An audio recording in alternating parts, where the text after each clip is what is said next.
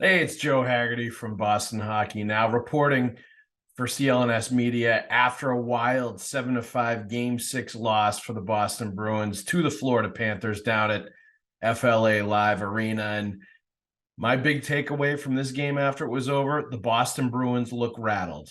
And I don't mean one or two players. I mean almost the entire team looks rattled in a way that I have not seen all season long.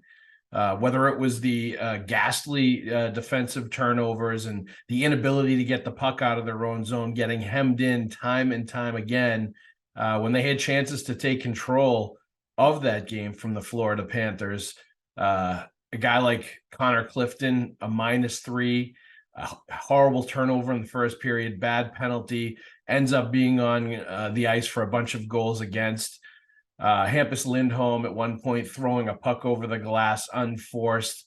The kind of error that you did not see during the regular season has not played up to his capabilities in this entire series. Derek Forbort, another one on the penalty kill, just not getting it done. He sat there and watched Matthew Tkachuk score a goal, a second chance goal, scoring on his own rebound while he just stood back and watched as he attacked the net. But it goes beyond some of the individual players that aren't playing well. And really, every defenseman not named Charlie McAvoy is not playing well for the Boston Bruins. CLNS Media's Bruins coverage is brought to you by FanDuel. Sign up at FanDuel.com/Boston and make every moment more on America's #1 sportsbook. But it also goes to their backbone. Their goaltender, Linus Ullmark, gives up 6 goals on 32 shots. And it wasn't necessarily even the goals that he gave up. It was the way he was giving them up. It was the bad rebounds. It was pucks bouncing around in front of him not being able to freeze pucks. It was him looking wild and frenetic in the net and taking chances and getting out of position. And this has been going on for the last couple of games where he's taking himself out of plays and leaving wide open nets for the Florida Panthers to shoot at if they just kind of stick with it a little bit. That is very different from the calm, cool, collected, really poised goaltender that we saw the entire season when he looked like he's going to win the Vezina Trophy, and he still might. But he did not look like that goalie in Game 6. He looked like a rattled goaltender that they really need to pull. And I think go with Jeremy Swayman for Game 7, totally change the momentum of what's going on and get somebody in net that can actually be a calming presence, because Linus Ullmark is not that right now. He looks like a player that's caught up in the nervousness and what's going on in the moment. But perhaps the biggest person that looks rattled at this point going into Game 7, certainly one of them, head coach Jim Montgomery. He had ample chances to pull Linus Ullmark in this game for Jeremy Swayman, did not do it.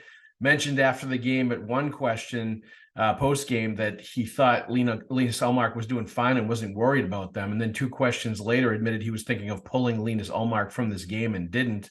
I think he should get pulled for Game 7. I think at this point, it's high time that happens after what's happened in the last couple of games, uncharacteristic for him. And it goes back to Game 5.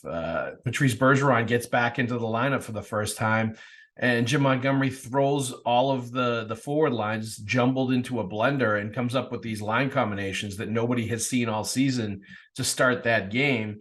And then wonders aloud after the game is over why they got off to a slow start in the first period and they didn't look like themselves and they didn't start on time. Maybe it's because they started a group of forwards together that hadn't played together all year long. And then after a few shifts, realized what was going on and put everybody back with familiar line partners, and things started getting better.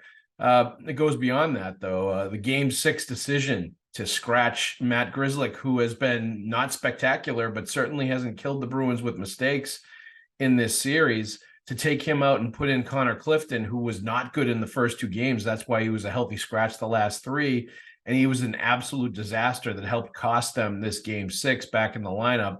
I think it's going to be a long time again before he gets in the ice in this postseason if the Bruins do manage to get past the Florida Panthers in a Game 7 on Sunday.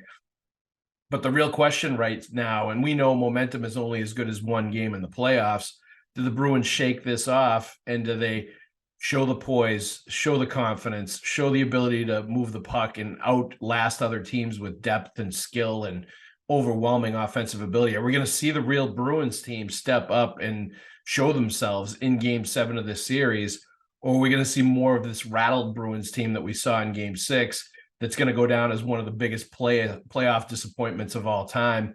The choice is theirs. They have a couple of days to get ready for Sunday, but boy, is it going to get ugly if this rattled Game 6 team shows up Sunday to play the Panthers for Game 7.